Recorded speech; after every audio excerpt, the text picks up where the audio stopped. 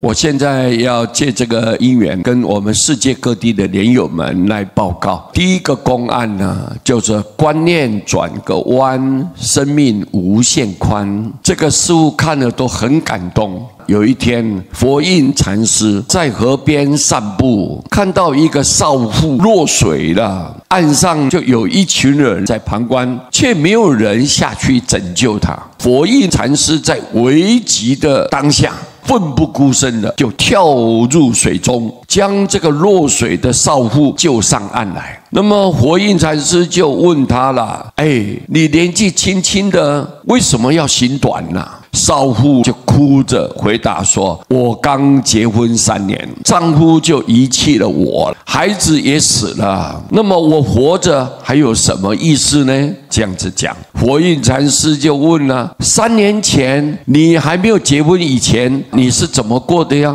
这个少妇眼睛一亮，马上就说道：那时候我无忧无虑啊，自由自在啊。佛印禅师又接着问了：那时候你有丈夫和孩子吗？少妇回答说：当然没有啊。佛印禅师就说了：那你不过是把命运送回到3年前而已啊！现在你又可以无忧无虑、自由自在的过活了。这个时候，少妇揉揉眼睛啊，恍然从梦中惊醒过来。他对佛印大师感恩道谢了以后，便一扫心中的阴霾啊，很快乐的离开了。从此以后，他不仅没有行短的念头，而且更加珍惜生命，真是佛度有缘人啊！佛菩萨教导我们众生要勤修6度波罗蜜，以种种的善巧方便来度化众生。而6度波罗蜜当中呢，尤其是以般若波罗蜜为最重要。什么叫做般若？就是智慧，是最重要的。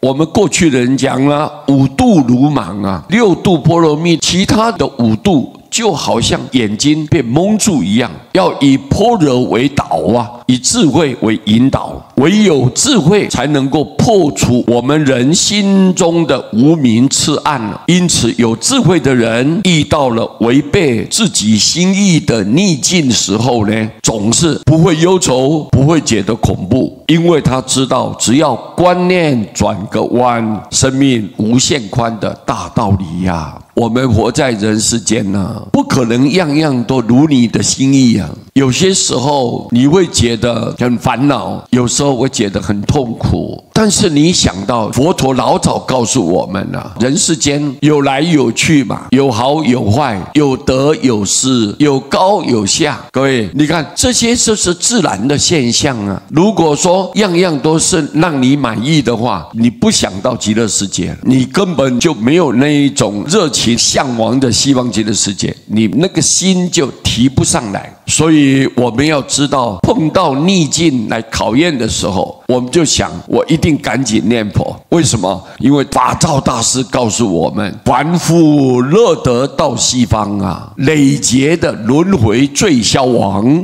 具6神通得自在，永除老病理无常。这个话就告诉我们，在人世间一定有老就有死嘛。你今天有健康，有时候有生病啊，这就是自然的现象。但是如果你想要永远不老不病不死，那唯独你赶紧念佛到极乐世界，永除老病理无常，不会老，不会生病，不会死。这个是极乐世界的境界。所以我们想观念这么转弯，碰到有一时候心里不舒服，我们不爽快，或者是我们不惬意的时候，我们自己跳脱不了。这个时候我们就想啊，我要赶紧念佛。世间本来就是如此的，一切都是成住坏空。你如果懂这个道理，观念马上转个弯。我精进用功的念佛，佛要救度念佛的人，我往生西方极乐世界，一切就能够心满意足了。我要什么就有什么，非常的逍遥，非常的自在，生活非常的愉快，最后都能够成就佛道。你看，所以我们要不要好好念佛啊？